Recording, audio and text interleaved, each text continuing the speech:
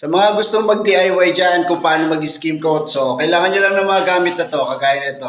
Redelang bakal, at saka spatula. So, ang gagawin nyo lang, una, lilinisin nyo yung pader. Yung wala pang skim coat to, nilinis ko to. Diba, kinaskas ko yan ng redelang bakal. Tinaya ko yan. Para matanggal yung mga bukol-bukol, mga nakalutang na bato na maliliit. Nung wala nung palitada. Ganito kasi yan nangyari dyan. Ayan, wala pang palitada to. Skim coat ang din natin ito.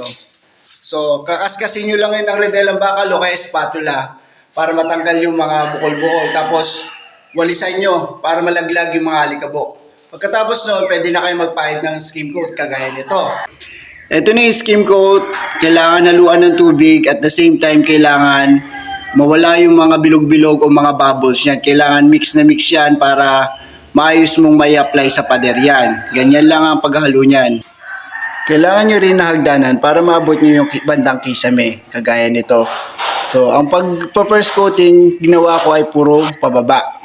Ang second coating naman, yung pahalang naman. So, para lahat ng portion malalagyan ng skim coat. Malaking tipid ang magagawa nyo pag kayo na ang gumawa ng pag-skim coat sa bahay nyo. So, walang masama kung susubukan mga ka-DIY. So, gawin nyo lang ang mga prosesong ito para makatipid kayo sa inyong mga bahay. So, ito na yung finished product ng ating skim coat, di ba? Ayos na yan. So, sa mga gusto mag-DIY, ganito lang gagawin nyo. Matigas na to. Liliyahin na lang ito. Kasi mga gaspang pa. Mga duktungan ng mga pinag-skim coatan, lubak-lubak yun. So, kailangan nyo liyahin. After maliha, doon nyo lilinisin kasi may mga powder naman yun. Pagkakapulbos to, hindi nyo pwede pang pinturahan yun. Kaya kailangan, tanggalin nyo muna yung mga pulbos na yun. Dahil ayun ang magkukos ng pag-bubbles ng pintura kapag hindi nyo natanggal yun.